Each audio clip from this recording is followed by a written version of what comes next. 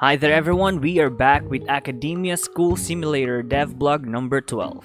It's your boy Neil, the new guy and one of the programmers in Squeaky Wheel, an independent PC game development studio based in the Philippines. It's been 4 months since the last devblog by our CEO and lead artist Ryan Sumo, and we've added a lot of features since then, so let's get started. A confession? What is this? Well, with the Day of Love fast approaching, we added a new system to commemorate the Valentine's Day, the relationship system. Your students can now be love-struck by someone in the same year level, which boosts their motivation and encourages them to go to school and study more, or to see their crush. When they gathered enough confidence and prepared a letter containing their heartfelt confession, they will go to their crush and confess.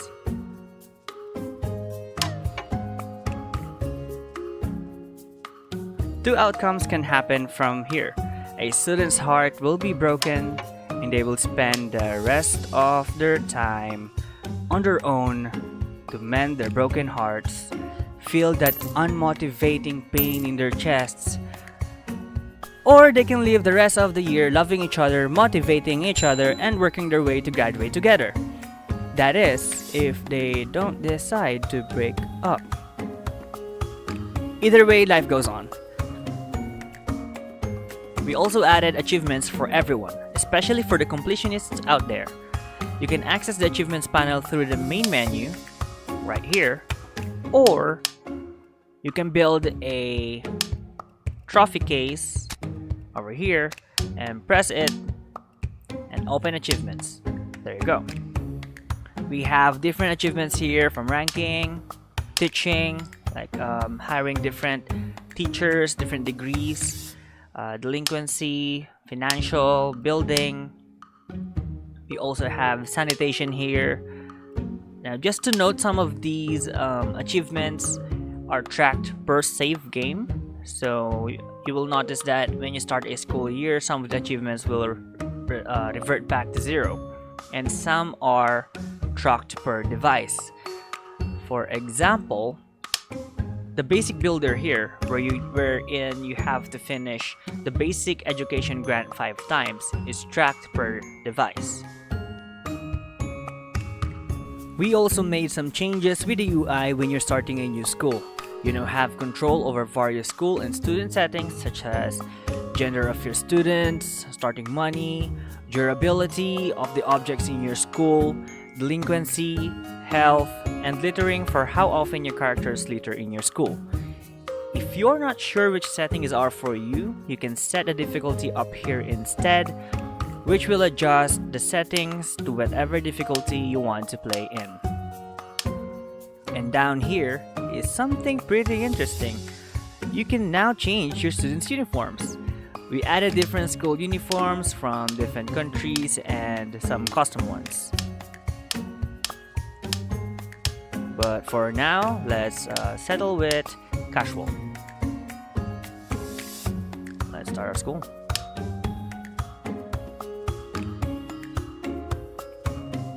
Whoa, what do we have here? A tutorial. Let's click OK and open our to-do panel to see that we have to make a principal's office. We added this short tutorial that covers the basics of Academia School Simulator, particularly camera controls, building, hiring, and applying for grants. Let's finish this up and see what else we have.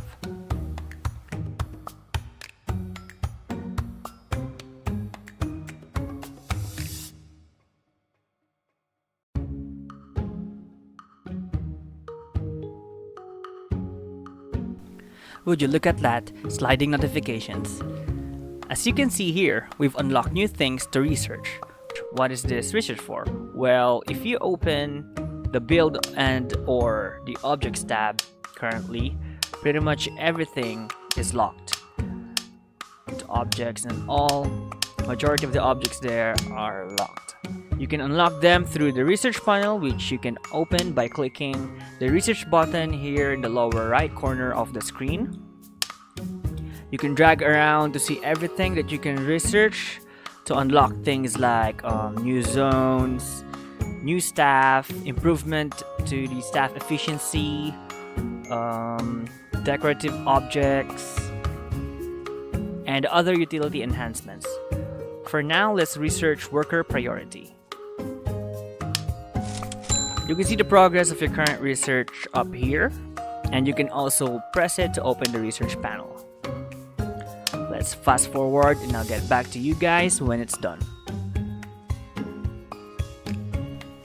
Now that we're done, we can move on to the next one we added, which is conveniently what we researched: priorities. This new mechanic is added to both your workers and janitors. You can now prioritize what they will work on. For workers, it's things you want to build and things you want to demolish or dismantle. For janitors, you can prioritize which litter, dirt, or pee to clean first. Take our classrooms for example. If you want your workers to prioritize the sophomore classroom first, you go to Logistics, then Worker Priority, then select the area or the tasks you want to prioritize. In this case, the walls and objects in the sophomore classroom. We also added an eraser should you make a mistake when planning which tasks to prioritize. Lastly, something to keep in mind is that workers and janitors who are assigned to a route can't work on prioritized tasks. That is, routed workers can't work on prioritized build, demolish, or dismantle tasks, and routed janitors can't work on prioritized cleaning tasks. Now that we are done with our classrooms, time to admit some students. What do you mean by admit, Neil? Well, glad you asked. Notice that we removed the transfer button in the lower left corner of the screen and added an admissions button next to the Start School Year button. Let's open it and have a look. Here you can see the 4-year levels, number of interested students, which is based on how well your school performed during the school year, which I will show you later, returning students, which are students who either failed last year or those moving to the next year level. We also have the total number of students in that year level and the corresponding tuition and subsidy you'll be earning when you start the school year. Just one caveat. Be careful with admitting students because you can only do this during the build phase, which is once every school year. Before we admit students, let me show you the changes we did with the year-end evaluation panel. Let's go to evaluation.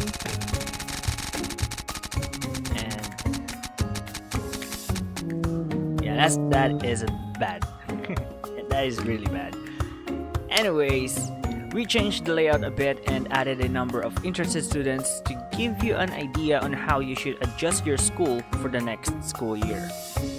The number of interested students depends on your rank. So the higher your rank is in the chart, the more interested students you should have. The lower your rank, the less students would be interested in your school.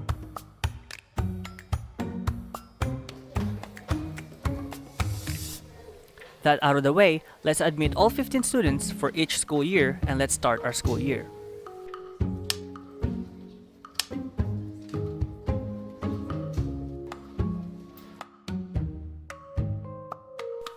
Oh look, they're coming from both sides of the map. That's nice. That's also something to keep in mind when designing your school. Running out of money? Can't check your cash flow? If only there is a way to get more money in the middle of the school year, right? Good thing you can now hire an accountant to help you with your cash flow and to open the doors to bank loans. The accountant can be unlocked by completing the accounting grant and finishing the money manager research. After building an office for your beloved staff, you can now hire the accountant and you can now open the cash flow and access the bank loan panel. In this panel, you can borrow money from 10 grand to 100 grand. You can also see the interest and the total amount owed, which is the loan amount plus 10% of that amount. And of course, the projected daily payment. Let's borrow $25,000 for now. That should be enough. Each day you can choose to pay your debt ahead of time or just live day by day and pay the daily payment.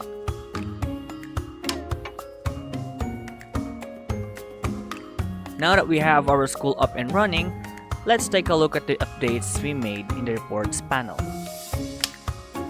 We added reports pages for the toilet, clinic, kitchen, and the cafeteria. For the toilet page, you can see a list of all the toilets you have in your school, the number of toilet cubicles, urinals, sinks in each of the toilets, the total cost of each toilet per day, and the daily usage of each toilet. To check which toilet is listed, you can press on the I button to focus on that specific zone. Going back to the reports panel, let's go to the clinic tab, and in this page you can see how many nurses you have in your clinics and their salary cost per day, how many medicine cabinets and clinic beds you have, and the daily usage of each zone. If you want to zoom in your nurse, you can press on their avatar and the camera will go to wherever your nurse is on the map. Next, the kitchen page. It's pretty similar to the clinic page, except the objects listed are different and the electricity cost per day is tracked alongside the water cost. Lastly, we have the cafeteria page, where the cooks are listed again and the number of objects in each of your cafeterias are listed. These usages are important to give you an idea if your zones are being overwhelmed by the number of people using it. If so, that's a good indicator that you need more of that zone. Another change we did in the reports panel is in the classrooms page. You are now able to transfer students between classrooms or unassign them for whatever reason.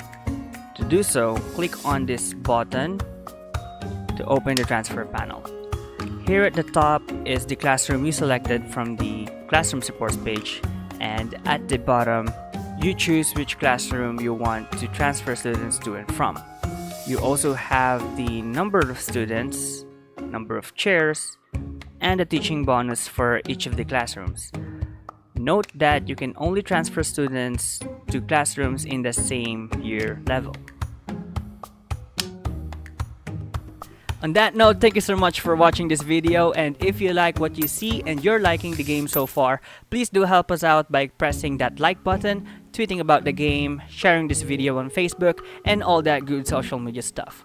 Also, don't forget to hit that subscribe button and hit the bell beside it to be notified of the next dev blog, which will be out in the next couple of months. With that, thank you again, and I'll see you in the next one.